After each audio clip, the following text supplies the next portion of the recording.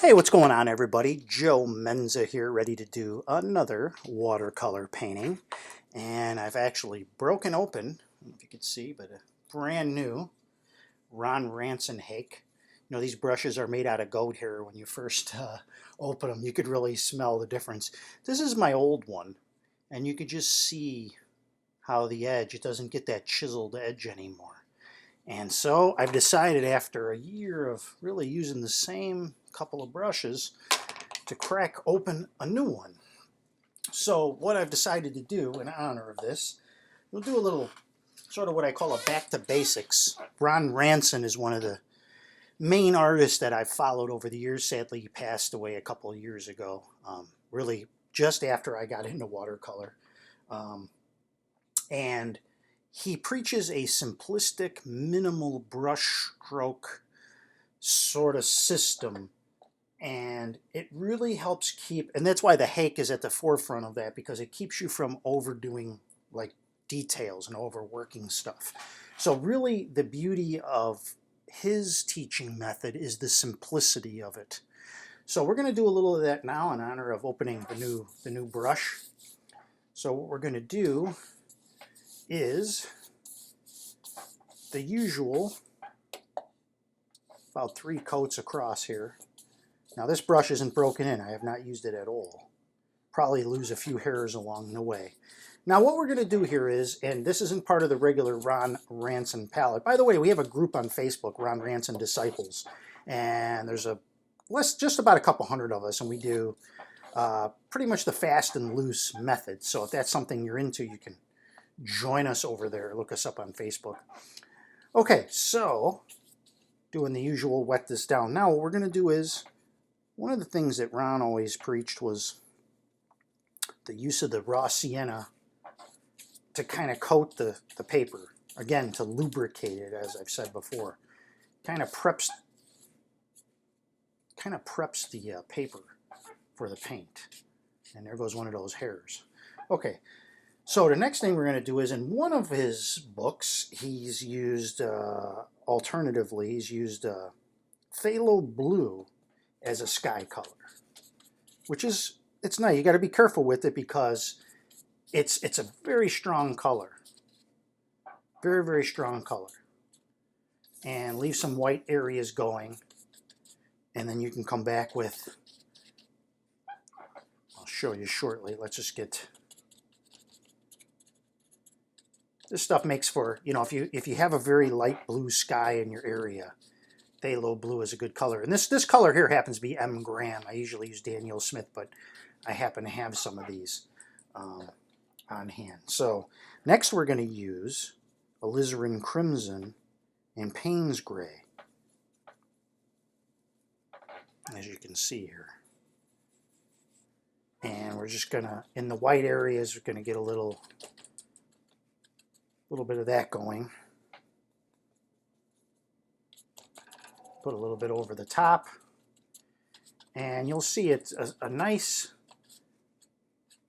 sky starts to emerge. There's those brush hairs. Usually I don't worry about them, but I don't know. I've been fussy about them lately. I've been kind of fussy about everything lately. Let's get some of that phthalo blue color and the cloud colors in some water down here below. This isn't all going to be water, but now the next thing that we're going to do is we're going to take a little bit of we'll take the phthalo blue and maybe some Payne's Gray and maybe a little alizarin crimson, and we'll just do a little mountain scene here, little mountains in the background. And if you're following Ron Ranson and got his books, you'll see that he promotes you to do simple brush strokes. You know, do one stroke, leave it alone, kind of a thing. And hopefully this shows up. I probably could have left a little more white in the background. Plus this is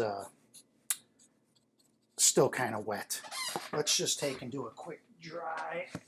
I can reach my hair dryer. So these will be very soft in the background. Not going to dry too much.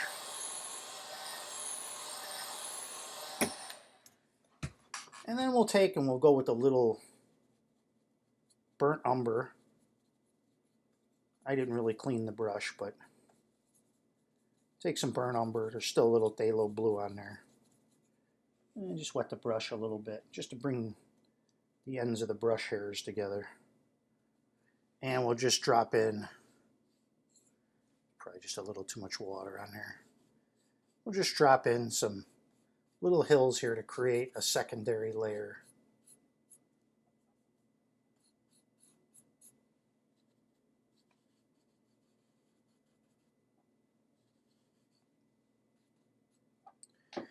Maybe just put a little Payne's gray and burnt umber on the end there. You'll notice if you're doing Ron Ranson's paintings, if you're trying to learn and go by the books, you'll discover what a gentle touch the guy had, because you can see him use the corner of the brush like this. And you can really see that he was just really had it down to a science. Look on YouTube for a video called The 3 Demos by Mike Porter, super nice guy, friend of Ron Ranson, and that's his channel, Mike Porter's channel. And you could just see how effortlessly Ron Ranson would paint. Effortless? Sometimes I don't know what I'm saying. So we're going to leave some areas here because we'll have some water sort of flowing through here. One thing that Ron was big on was the sweep of the brush. He'd say 1, 2, 3, go, and he would do some sweeps. So he had a little light red to that.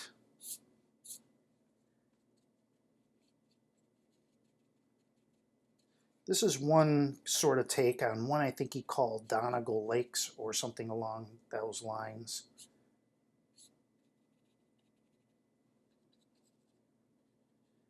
Just don't want this dripping down over here. So it looks like we've got a little water sort of running through this area here. And then as you get closer to down here, you're going to get warmer in tone.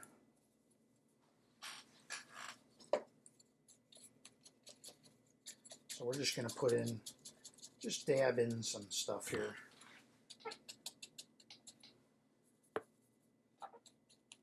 Light red is a pretty warm tone. Light red, you can mix that with a little raw sienna.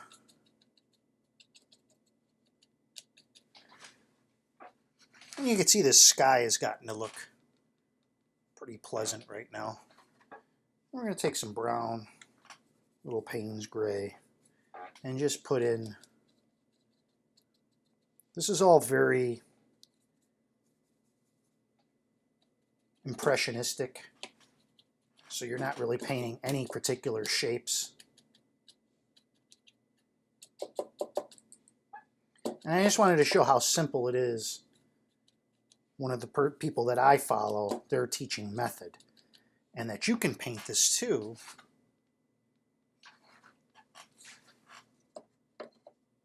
Just by following sort of the simplicity. Let's get a little more brown in here. Ron teaches the use of 7 colors.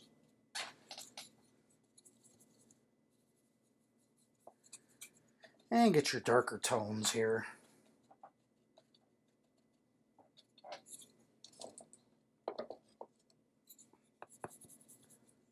Some light red. Just to kind of warm things up a little bit.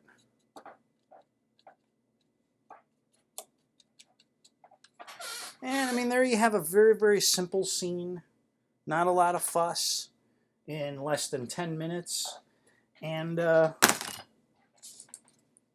it's a nice, you know, you got middle here, a little light coming in if you time that correctly.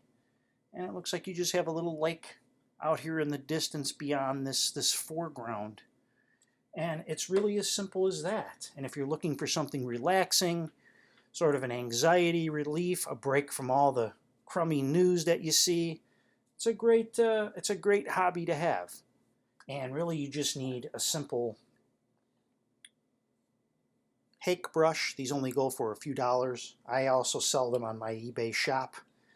And you need 7 colors. You can get small tubes, a block of paper.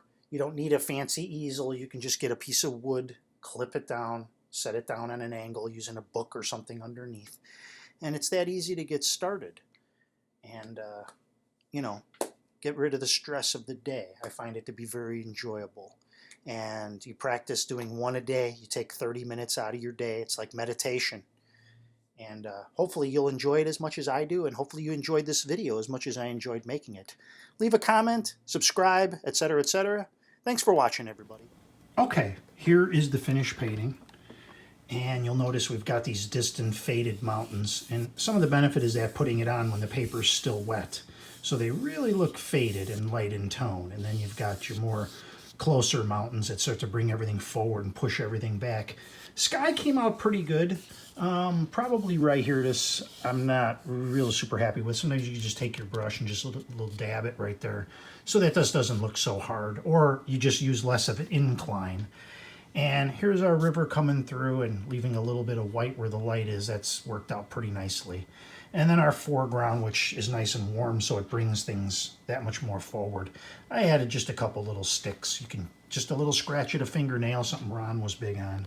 So I purposely kept this extremely simple, and hopefully you see that you can do it too, and follow along with me.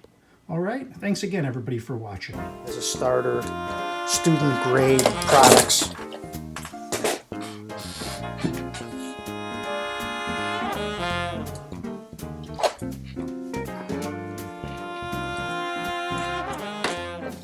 That's an edit.